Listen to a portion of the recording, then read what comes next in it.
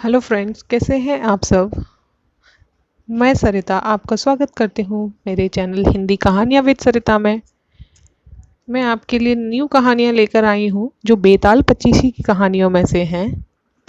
मैं आपको बेताल पच्चीसी का थोड़ा सा बता देती हूँ। बेताल पच्चीसी 25 कहानियों का एक ग्रंथ है। इसके रचयिता बेताल भट्ट बताए जाते हैं, जो न्याय के लिए प्रसिद्ध राजा विक्रम के 9 रत्नों में से एक थे। ये कथाएं राजा विक्रम की न्याय शक्ति का बोध कराती हैं। बेताल प्रतिदिन एक कहानी सुनाता है। मैं आज बेताल पच्चीसी की कहानी सुनाती हूँ, जिसका नाम है प्रारंभ की कहानी। आइए शुरू करते हैं। बहुत पुरानी बात है। धारा नगरी में गंधर्व सेन नाम का एक राजा राज्य करता था। उनके 4 रानियां थीं। उनके 6 लड़के थे, जो सब के सब बड़े ही चतुर और बलवान थे। संयोग से एक दिन राजा की मृत्यु हो गई और उनकी जगह उनका बड़ा बेटा शंख गद्दी पर बैठ गया। उसने कुछ दिन राज किया, लेकिन छोटे भाई विक्रम ने उसे मार डाला और स्वयं राजा बन बैठा। उसका राज दिनों दिन बढ़ता गया और सारे जम्बूद्वीप में राजा बन बैठा। एक दिन उसके मन में आया कि उसे घूमकर सैर करना चाहिए और जिन देशों के नाम उसने सुने हैं उन्हें देखना चाहिए। सुबह गद्दी पर अपने छोटे भाई भर्तहरि को सौंपकर योगी बनकर राज से निकलकर घूमने के लिए निकल पड़ा। उस नगर में एक ब्राह्मण तपस्या कर रहा था। एक दिन देवता ने प्रसन्न होकर उसे एक फल दिया और कहा, इसे जो भी खाएगा वह अमर हो जाएगा। ब्राह्मण ने वह फल लाकर अपनी पत्नी को दे दिया और देवता की बात भी बता दी। ब्राह्मणी बोली, हम अमर होकर क्या करेंगे, हमेशा भीख मांगते रहेंगे। इससे तो मरना ही अच्छा है। तुम इस फल को ले जाकर राजा को दे दो और बदले में उनसे कुछ धन ले लो। यह सुनकर ब्राह्मण फल लेकर राजा भर्तहरि के पास गया और उनको सारा हाल बताया। भर्तहरि ने फल ले लिया और ब्राह्मण को 1 लाख रुपए देकर विदा कर दिया। भर्तहरि अपनी एक रानी को बहुत चाहता था। उसने महल में जाकर वह फल उसी को दे दिया। रानी की मित्रता शहर के कोतवाल से थी। उसने वह फल कोतवाल को दे दिया। कोतवाल एक वैश्या के पास जाया करता था। वह फल उसने उस वैश्या को दे दिया।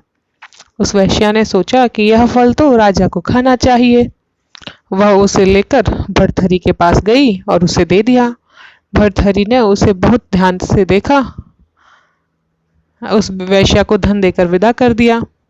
लेकिन जब उसने उसको बहुत अच्छे से देखा तो पहचान लिया था।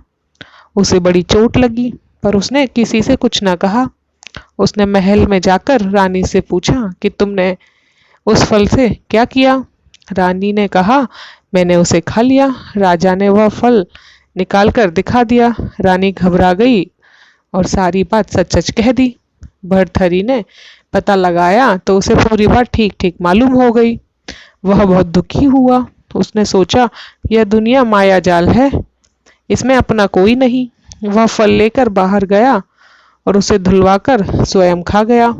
फिर राजपाट छोड़कर योग का भेष बनाकर जंगल में तपस्या करने चला गया।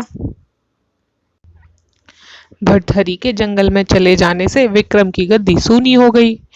जब राजा इंद्र को यह समाचार मिला तो उन्होंने एक देव को धारा नगरी की रखवाली के लिए भेज दिया। वह दिन रात वहीं रहने लगा। भर्तहरि के राजपाट छोड़कर वन में चले जाने की बात विक्रम को मालूम हुई तो वह लौटकर अपने देश में आया। आधी रात का समय था। जब वह नगर में घुसने लगा तो देव ने उसे रोका। राजा ने कहा, मैं विक्रम हूँ, यह मेरा राज है, तुम रोकने वाले कौन होते हो। देव बोला, मुझे राजा इंद्र ने इस नगर की चौकसी के लिए भेजा है। तुम सच्चे राजा विक्रम हो तो आओ, पहले मुझसे लड़ो। दोनों में खूब लड़ाई हुई। राजा ने जरा सी देर में देव को पछाड़ दिया। तब देव बोले, हे राजन, तुमने मुझे हरा दिया, मैं तुम्हें जीवन दान देता हूँ। इसके बाद देव ने कहा, राजन, एक नगर और एक नक्षत्र में तुम 3 आदमी पैदा हुए थे। तुमने राजा के घर जन्म लिया, दूसरे ने तेली के घर और तीसरे ने कुम्हार के घर। तुम यहाँ का राज करते हो, तेली पाताल का राज करता है और कुमार ने योग साध कर तेली को मारकर शमशान में पिशाच बनाकर सिरस के पेड़ पर लटका दिया है। अब वह तुम्हें मारने की फिराक में है, उससे सावधान रहना। इतना कहकर देव चला गया और राजा महल में आ गया। राजा को वापस आया देखकर सब बड़ खुशी से झूमने लगे। नगर में आनंद मनाया गया। राजा फिर राज करने लगा।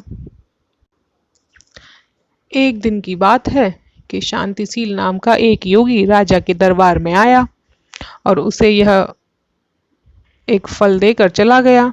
राजा को आशंका हुई कि देव ने जिस आदमी को बताया था कहीं यह वही तो नहीं। यह सोचकर उसने फल नहीं खाया, भंडारी को दे दिया। योगी आता और राजा को एक फल दे जाता। संयोग से एक दिन राजा अपने अस्तबल देखने गए थे। योगी वहीं पहुंचकर फल राजा के हाथ में दे देते हैं। राजा ने उसे उछाला तो वह हाथ से छूटकर धरती पर जा गिरा। उसी समय एक बंदर ने झपट कर उसे खा लिया और तोड़ डाला। उसमें से एक लाल निकला जिसकी चमक से सबकी आंखें चौंधे आ गईं। राजा को बड़ा अचरज हुआ। उसने योगी से पूछा, यह लाल मुझे रोज क्यों दे जाते हो? योगी ने जवाब दिया, महाराज, राजा, गुरु, ज्योतिष, वैद्य और बेटी, इनके घर कभी खाली हाथ नहीं जाना चाहिए।